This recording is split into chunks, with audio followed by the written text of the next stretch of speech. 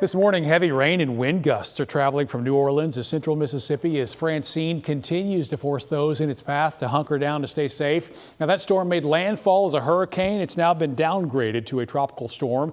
Southern Louisiana under a flash flood emergency with some areas bracing for up to 10 feet of storm surge, 5 to 6 inches of rain an hour. Cars submerged in New Orleans, down trees and power lines nearby. Boy, certainly a mess there as we check in with meteorologist Mariel Ruiz to see how the storm is doing right now. And even with that downgrade, still that path leaving kind of a wake of destruction. And you know, Mark, it is moving rather slowly here the next 24 hours, and slow moving tropical systems, that means an added flood threat. Right now, it is still considered a tropical storm. So Tropical Storm Francine still has max sustained winds of 45 miles per hour, wind gusts of 60 miles per hour, and it's taking a northeastward track at about 12 miles per hour. Again, that's rather slow. New Orleans right now is dry, but still dealing with that flooding. Meanwhile, a huge swath of rain in Jackson, Mississippi.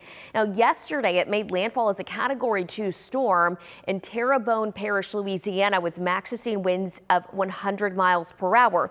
And like I mentioned, that big swath of rain, that's the thickest band of rain over Jackson.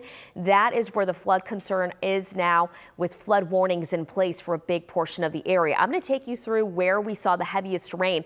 Just on the north side of New Orleans, 5 to 9 inches of rain, 3 to 5 inches of rain, though, for areas of southeast Louisiana. And along that coastline, 1 to 3. That's not including the storm surge, but areas like Biloxi, Mississippi, 3 to 5 inches of rain. Now, this is going to take a northward track. Like I mentioned, it'll impact Jackson, but eventually all of that moisture trekking along towards Memphis. And that's going to be the next area that's going to be dealing with the flooding.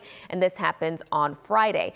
But that's not the only thing we're watching. Now, a new area of interest. This is going to be eventually Tropical Storm Gordon. It is expected to take shape here before the weekend. As of now, no local impacts, but of course we'll be watching it.